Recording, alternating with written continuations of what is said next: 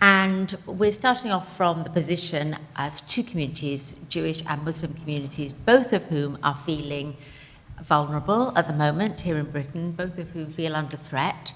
And our question is how, why, in what ways can we bring these two communities together to do this more effectively through what we've called allyship, or being allies. And to start off, there's very few, well, number one still, don't go to number two yet. There's very little Jewish-Muslim activity going on in Britain today, in fact, anywhere in the world. And that speaks for itself straight away. So what we're going to do is we're going to look at some of the questions about why it's so hard, what's holding us back, and then we're going to talk about some solutions, particularly talking about Nisa-Nashim, but actually there are other solutions out there we could talk about as well, and give some suggestions as to ways forward. Just one thing I want to say also is the use of the word Islamophobia versus anti-Muslim hatred. We're using them both. Sometimes it's more political to talk Islamophobia, but we're aware that they're also, we're not getting into that particular controversy here. We just sort of lay it on the table that we are well aware that there are people who use one versus the other, and that's not one of the topics of this talk. So moving on, Jewish-Muslim relations are usually just separate, but at worst they are very fraught, and this is a very good demonstration or illustration of incidents that have taken place recently where people go into direct confrontation, whether it's online, this was face-to-face, but where the thing becomes immediate conflict and we don't even get past sort of first base. And what we're going to do today is look at some of the challenges. In particular, we're going to look at prejudice that we hold against each other. So anti-Muslim hatred within the Jewish community and anti-Semitism within the Muslim community, both of which are rarely talked about, and show that they're not just about Israel-Palestine. We're going to talk about other reasons why these two communities are challenged in getting on, and also about how the communities are actually quite different, which also contributes to why it's difficult for them to get on.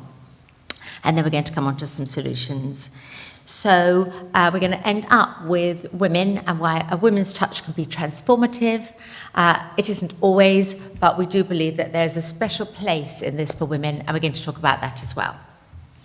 The challenges in finding effective solutions. So one of them, first of all, is prejudice that we both hold towards each other. So in the Muslim community, there's the issue of anti-Semitism, and on the whole, outside of the Jewish community as well. Generally, there's little understanding of what anti-Semitism is, or in fact that it even exists. If we look at the image on the left, anti-Semitism generally revolves around racist tropes based on the idea of Jews holding power and money and therefore controlling the media and banks. And part of anti-Semitism also can include Holocaust denial. So that could either be saying that the Holocaust didn't happen, or saying that the numbers of statistics that people have died are wrong and sort of downplaying the level of the Holocaust itself. So it could be either one of the two. Studies have proven that levels of anti-Semitism are higher in Muslim communities. So there was a report published in 2017 by the Institute for Jewish Policy and Research, and that looked at attitudes in Great Britain towards Jews in Israel, and it found that the most concerning levels were amongst the far left and Muslims. So we have evidence. Generally, overall in the UK, the Holocaust Memorial Day Trust last year did some research into Holocaust denial, and they found that 5% of UK adults do not believe the Holocaust took place, and 1 in 12 believes its scale has been exaggerated. Within the Muslim community as well, for example, many of you may know Mehdi Hassan. He's a popular political commentator. He wrote for The Times back in 2012, "At home, British Muslim attitudes are defined not just by denial, but by indifference." And he's talking about the Holocaust here. Few Muslims will not take part in the Memorial Day. So that's Holocaust Memorial Day that's held every January the 27th. So there's anti-Semitism around tropes. And this is where it gets more complicated, bringing in the issue of Israel-Palestine conflict. So if you look at the image on the right, that's often the image that Muslims are fed when we think of Israel. An Israeli soldier being aggressive to a Palestinian child. Criticism and concern of Israeli policies in the current situation aren't necessarily anti-Semitic, but they can merge into anti-Semitism when we look back at the ideas of the traditional anti-Semitism, ideas of money and control, conflating Jews and Israel. So you might be talking about an Israeli issue, but you're referring to Jews as a whole. Repeating tropes about blood libel, Israelis murdering Palestinians, and relating issues about Israel, money and control in a disproportionate manner. So a disproportionate emphasis on Israel is another example of how anti-Zionism can turn into anti-Semitism. There's somewhat of an obsession. You could be an activist that talks about human rights issues, say, in Iran, Saudi Arabia, Cuba, all around the world, and one of those countries could be Israel. And that would be legitimate criticism if you're talking about policies. But if you have a disproportionate emphasis on Israel, that you're solely focusing on Israel, that could be merging into anti-Semitism. And again, as Holocaust denial, conflating the Holocaust with the current situation with things that are factually incorrect. So that could be statements such as concentration camps in Gaza, talking about a genocide, repeating ideas of Jews, repeating the horrors of the Holocaust in Israel-Palestine, which is a difficult political conflict. Okay. So we've got some examples here of things that are happening in the Muslim community. So anti-Semitism can range from everyday conscious or unconscious bias about tropes about Jews being rich, Jews having control of banks, to the likes of groups such as Five Pillars, who will actively call for the boycott of all Jewish institutions in the UK, except for those who disassociate themselves with Israel. So if we look at some of the images, why are Muslim organisations getting cosy with Zionists?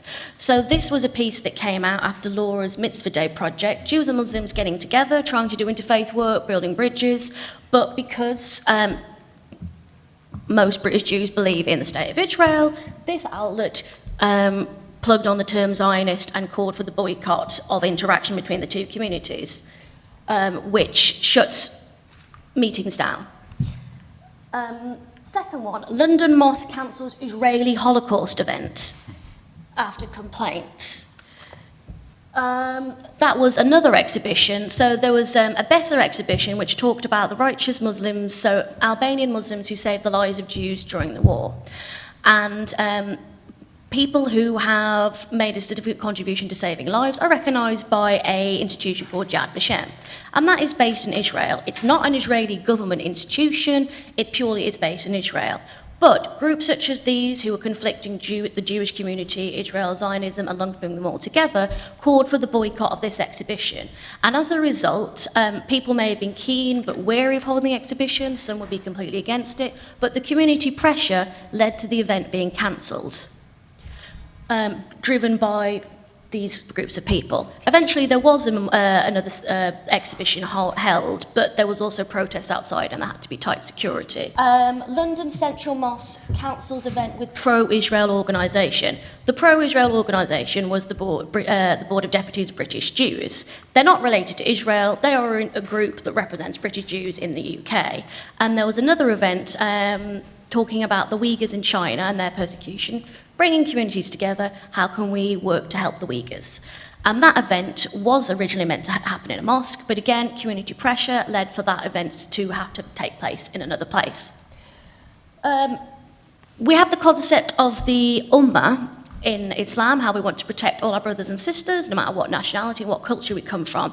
But people may be wary to engage if they're worried about Palestinians, and if there is, as we see in these press organisations, this idea of guilt, that you're letting the Palestinians down because of the conflation between British Jews and Israel and what Israel is doing, and British Jews who are just living their lives in the UK.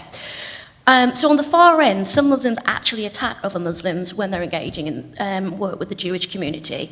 I've personally lost friends who, through not meaning harm to me, felt a sort of internal conflict that I was too pro-Jewish, it was unfair on the Palestinians. So again, we're conflating Jews as a group of people versus a conflict and a geopolitical conflict. I've also been trolled. So the image in the middle is me, commemorating Holocaust Memorial Day a couple of years ago, clearly calling for us to stand up against all forms of hate, not mentioning Israel-Palestine at all. We're talking about Holocaust Memorial Day, the Holocaust, and why we should fight all forms of hatred.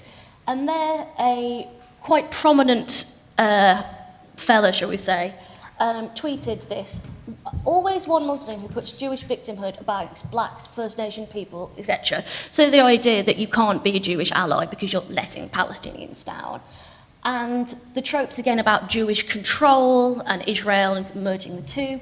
This is a British Muslim who tweeted, "Thanks for this conclusive proof that said organisation tweeted support for the Jewish community is nothing to do with creating community cohesion and conflict resolution through interfaith dialogue, but is only about Jewish supremacy in the UK." Jewish supremacy, that's the trope again about Jewish control and disproportionate amount of power.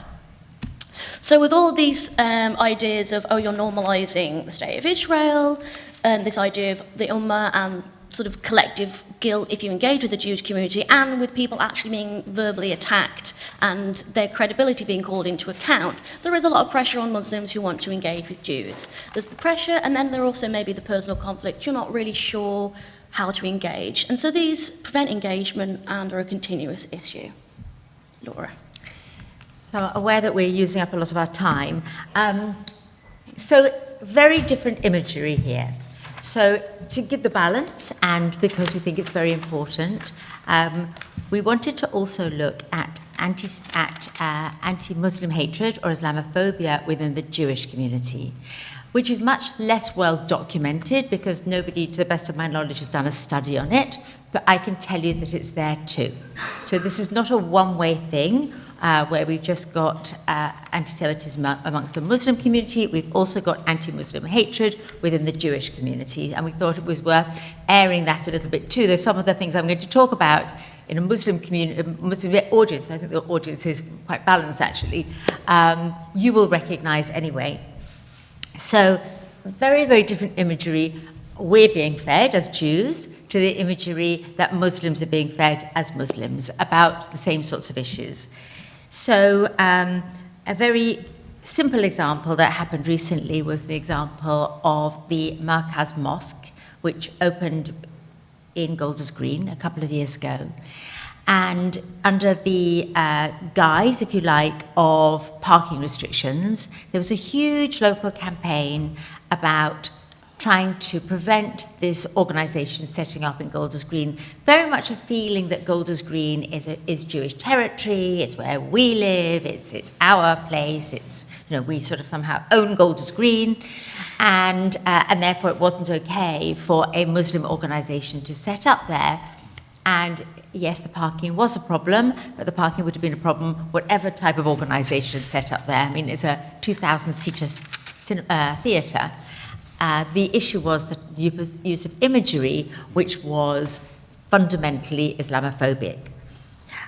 So the type of anti-Muslim hatred that we see in the Jewish community is based on what we might call normal tropes. It's the stuff that Muslims are used to seeing. It's the same sort of negative imagery that you get from wider society in the same way as it is with anti-Semitism. It's a little bit different when you look at it within the Jewish community. But it's based around the normal sort of tropes that we have. For example, Muslims are terrorists, the whole issue of Eurabia, the clash of civilizations, and a quote from Giselle Littman: "Europe has surrendered to Islam and is in a state of submission in which Europe is forced to deny its own culture, stand silently by in the face of Muslim atrocities, accept Muslim immigration, and pay tribute through various types of economic assistance." These are tropes that you hear all the time around Muslims and anti-Muslim, and you'll find them too in the Jewish community. The issue of the threat to Western civilization. So we've got 5 minutes left, we're going fast. So Hope Not Hate, for example, found that 60% of MPs think that Islam is generally a threat to Western civilization, which is quite a shocking figure, with fewer than 1 in 5 of them taking the opposite view. So there quite clearly is a huge amount of Islamophobia out there, and you'll find the same sorts of things in the Jewish community. Where it becomes particularly Jewish, if you like, is where you get onto Israel-Palestine, and the picture that Liz showed you before of the Israeli soldier attacking the Muslim child is very different from the sort of image that we would get fed in the Jewish press or the Jewish media, which here is a rather threatening-looking Palestinian burning an Israeli flag. Completely different imagery, approaching it from a completely different side, but both images actually very threatening and very violent. Therefore, need the image really helping the situation.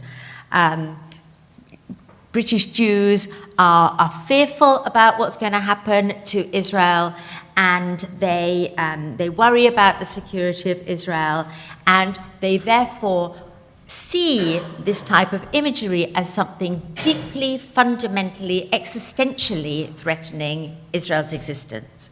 And the question always is, when is it okay to criticize Israel and Israeli policy? And really and truly the answer is when it affects its right to exist. And when it's felt to threaten Israel's right to exist, that's when we really start to go over borders, and that's when the Jews start to bristle. So I'm going to move on very quickly. The next slide will just zoom through. It basically is examples of what we were talking about. The Hippodrome Mosque and is one of them. And after Christchurch, some of the words that were being used in some Jewish Facebook groups about Muslims were completely unacceptable. So there's this stuff going on online in the same way as there is in the Muslim community, which is distinctly Islamophobic. And what we tried to show is that there is Islamophobia in the Jewish community in the same way as there's anti-Semitism in the Muslim community. Israel-Palestine plays a huge part in it, but it's not all of it. It's the conflation of the Israel-Palestine conflict with the tropes that already exist. And those tropes are much wider than things that are just going on between the Jews and the Muslims, but they make it much, much worse. Yeah, so another challenge that we have is minority groups are feeling vulnerable, they're worried about their own well-being, and comparisons between the two, who is the most oppressed, are not helpful. So there is Islamophobia, but people may say, well, what about anti-Semitism, and vice versa? There was the Holocaust and Srebrenica. But this isn't just between Jewish and Muslim communities. A lot of groups are feeling victimised and are concerned about their well-being. And a quote from Rabbi Jonathan Wittenberg, who's head of Masorti Judaism in the UK, I think really underpins this. He says, if we only relate to each other as victims in fear and anxiety, we won't open our hearts and we won't open our minds.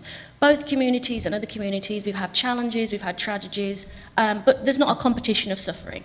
Okay, the next challenge that we face is the differences between the two communities. So there are lots of similarities between the Jews and the Muslims. Our scriptures, we're both immigrants, we both face discrimination, there's all sorts of similarities, but there are lots of differences too. So Jews have been here for over 100 years, the Muslims are a newer immigrant community. We are therefore much more integrated, whereas Muslim communities are still struggling often with basic stuff about integration, which is very different from us. Our mainstream Jewish population is aging. The Muslim mainstream population is very young. We are mostly white and mostly very homogeneous. And most British Jews came from Eastern Europe at the turn of the last century. We're very, very similar. The Muslim community is much more diverse. We are around 300,000. The Muslims are around 3 million, completely different. As a community that's been here for a long time, we have time and the interest in the ability to spend more time on interfaith issues. And another big difference between the two communities is the existence of the Holocaust. And the existence of the Holocaust affects everything in Jewish life. Not everything. I mean, it affects the way that we go about our business. It means that Jews are very sensitive to and very fearful of anti-Semitism. And that's not to say that Muslims are not fearful of and realistic about anti-Muslim hatred, but it's different. They come at it differently. Okay, so what are some of the solutions towards these problems, and how can we move forward and build allyship? Well, first of all, it's finding the right climate for engagement. So keep it social. meet people. Go out and meet people and bring people together. Social action, we found that social action, things such as cooking for rough sleepers, having a shared mission, a shared project, gives a purpose, it gives a theme for meetups, and it's something that you can do together. It doesn't have to be theological. If you want to look at text, there are specific scriptural reading groups where you look at passages from the Quran and the Torah, but that's a specific type of interfaith work, and we work more on sort of relationships and social things. We may also discuss things in the community, but it doesn't have to be theological. Finding and building inclusive spaces. So there's practical issues that you need to consider. Time commitments. So people who are younger, they may have children and they have to think about childcare. If you're older and retired, you may have more free time. That's working out times that can include everybody. Maybe having sessions on the weekend rather than having meetups in the week. Food. For example, we keep it all veggie, and then there are some ladies that are strictly kosher, so we make sure that we order in those meals so everybody can come and that food is not going to be a practical barrier. Engaging and nurturing leadership. So you really want to give people a place to sort of grow. It helps build self-confidence. You give them skills. It means they can also sort of spread the mission to other people, and they really feel included in what you're doing. So having a little committee, getting people involved, preparing to be involved, recognising commitment. That doesn't have to be, twice a week. It could be once a month, but keeping it steady and regular so there's consistency. And with that, having realistic objectives. You don't have to be doing a conference every month or a massive big meetup with 200 people to have effective engagement. You could have a social get-together. So once a month, you meet in somebody's house, you have dinner and you discuss an issue. That is important. You're bringing people together. So I think not being disheartened by the challenges and recognising that engagement and slow but steady actions are worthwhile and impactful. And with that, building trust. So having these social interactions, having regular meetings, you build relationships together, and then you can build trust, and that develops between each other. And then with that, you can break down some of these barriers and have difficult conversations. Okay, I'm going to whip us through to the end, okay? Yeah. So the issue of difficult conversations, particularly the Israel-Palestine piece, I hope we've showed that the Israel-Palestine piece is not the only piece. There are also other difficult conversations to be had between these two communities. And what we believe very strongly and I should mention Nisa-Nashim, which we haven't mentioned yet, which Julie and I co-founded about 4 years ago now, and Liz is one of our key co-chairs. We believe that you have to have some sort of trust, some sort of relationship before you get into the really thorny issue, and the really thorny one is, of course, the Israel-Palestine one. We have to recognize that there are two narratives. So the two photos I showed really show there are two completely different narratives about what's going on. And if you don't even understand or hear the other narrative, it's really hard to start to build relationships and start to find a way to move forward. We need more education for each other on things like what Zionism means, what the Holocaust was, the history of the Jews, the teachings of Islam, what people mean by Islamophobia, what people mean by anti-Muslim hatred. All of these things are things that people don't necessarily have the same views on. We need to call it out. So when we see hatred in our own communities, it's so much easier to call it out in your own community. I can call it out in the Jewish community. It's much easier than getting involved in calling out hatred in another community. Finally, we want to start with the women. And why do we start with the women? Because the women are just sometimes better at it. They're not better at everything. They're not better at everything. But one of the things about the Jewish and the Muslim communities is they are both patriarchies. And they just are. And they always have been. And they are slowly changing. But each inch of the way is very challenging. So often we see, in fact we joke about it and we laugh when we see a flyer for an event that's about women and the entire panel is men. And that is not uncommon. So we live in both of us societies that are very male-dominated, and yet we also know that in conflicts around the world, whether it's Northern Ireland, whether it's in places in Africa, or in fact in the Middle East, a lot of the peace work, a lot of the coexistence work is being done by women. So we believe that that's a great place to start. Apparently 64% of people, according to International Interaction, 64% of conflict resolution activities, 64% less likely to fail if they're led by women. I mean, I don't know where they got that figure from, but it sounds jolly good to me. So just to conclude then, and sorry we took too long, allyship is important. It allows us to amplify our messages. It makes us safer. It makes stronger communities. And there's lots of ways to get involved, not just Nisa-Nashim, that we would encourage all the women to get involved in, but other things. Board of Deputies is doing great work. Mitzvah Day is doing great work. Muslims Against Antisemitism is doing great work. There's Holocaust Memorial Day is doing great work. All trying to bring communities together to make us all safer.